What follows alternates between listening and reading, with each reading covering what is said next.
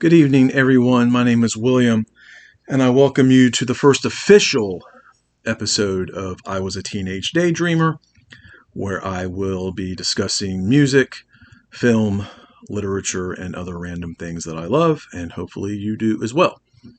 As I promised in my introductory video, tonight I will be discussing the latest release from space rock legends Hawkwind, There Is No Space for Us, which came out only a couple of weeks ago. And I got my copy from Dark Side Records in Poughkeepsie, New York, so shout out to them for getting it to me as quickly as they could. This is Hawkwind's 37th album. They've been around since the late 60s, first album in 1970.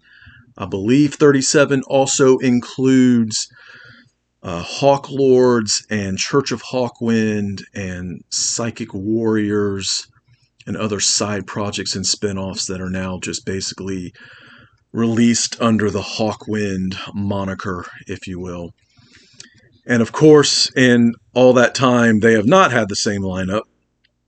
They have had many lineup changes. And this album, however, is the same lineup that they've had for, I believe, at least the two previous, if not more. And I'll go ahead and give all of those guys a shout out. Dave Brock, who of course is the founding member, only consistent member, the driving force, the man behind the vision that is Hawkwind. On vocals, guitar, keys, and synths. Magnus Martin on vocals, guitar, keys, and synths. Thigh Paul Sandra, whom some of you may be familiar with from Coil or Spiritualized, and I believe he even worked with Julian Cope at one time on keys and synth.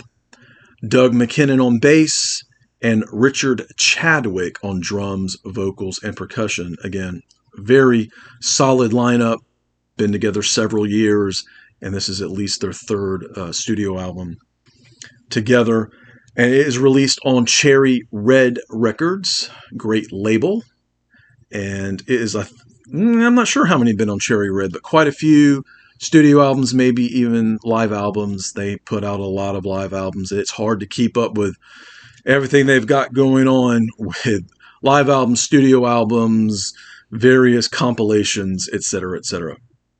So for those of you not familiar with Hawkwind or with space rock in general, it is, I suppose, a subgenre, if you will, of progressive rock. So a lot of longer songs with mostly instrumental breakdowns, usually minimal vocals. In the case of Hawkwind, a lot of their vocals, their lyrics are centered around space, sci-fi themes, sometimes fantasy themes, sometimes themes of the human condition, just all depending on where they are at the time, what kind of statement they're trying to make, if one at all. A lot of times they have outside writers coming in and providing lyrics. A lot of really great stuff. I think Michael Moorcock has provided several sets of lyrics for them over the years.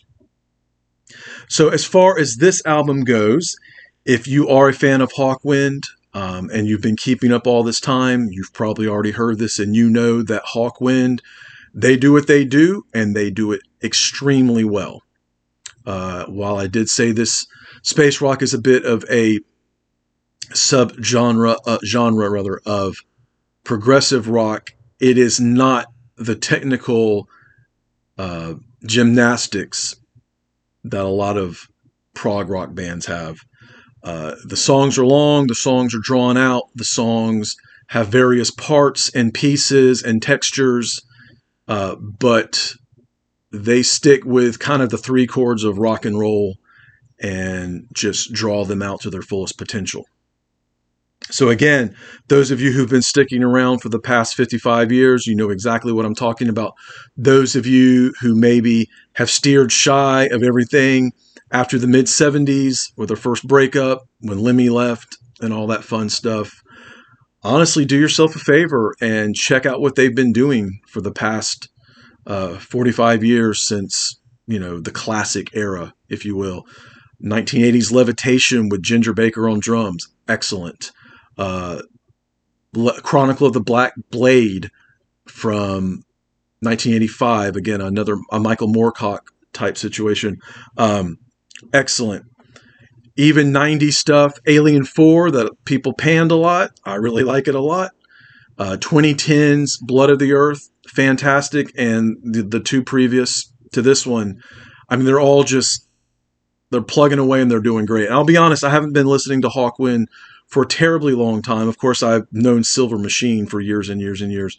But it's only been in the past few years that I've really started to explore their catalog and really begin to appreciate them for what they are. And their catalog is so extensive. Again, live albums, studio albums, various compilations and things. I doubt even Dave Brock has everything and knows what is what. Maybe he does. I don't know.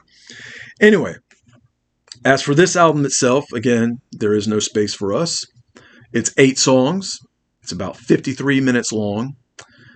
So these are all long songs. And there's a lot of genres on this album.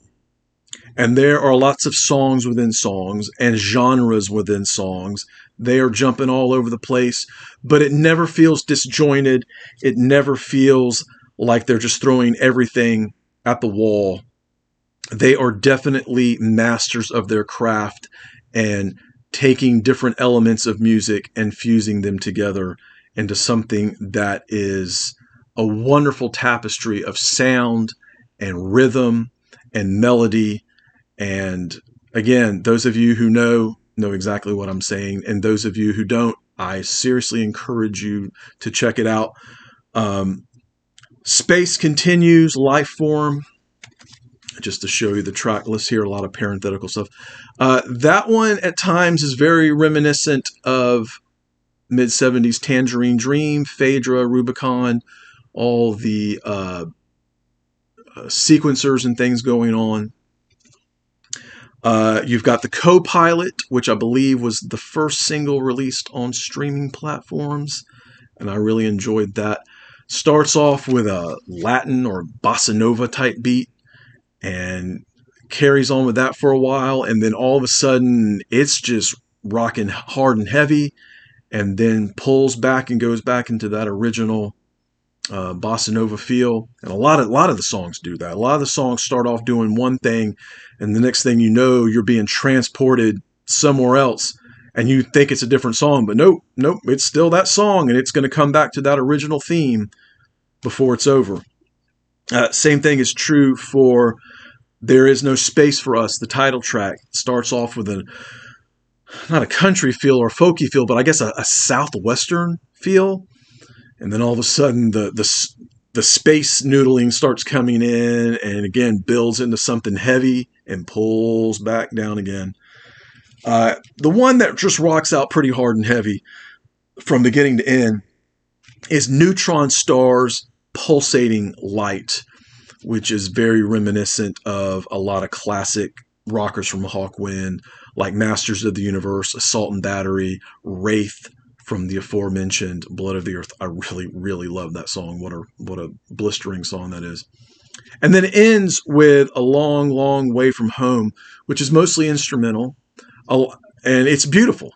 It's beautiful. At the very end, there's a little bit of lyrics, but this album is pretty lyrically sparse. If you look in the liner notes, there's they've got the lyrics, but you can see they're not taking up pages and pages and pages. They're just little thoughts to give another layer of texture to these songs. Dave Brock is in his 80s now. You can hear it in his voice. It does not detract from the songs, but he's older now.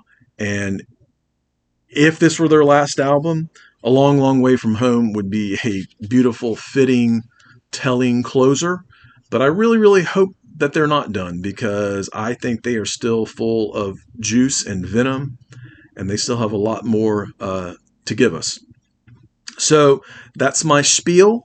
Thank you for sticking around for almost 10 minutes now. And if you're a fan, go check it out if you haven't. If you're not, stream it, see what you think, purchase it if you can. And that's it. So I thank you for your time. And as always, keep doing what you love. Thanks.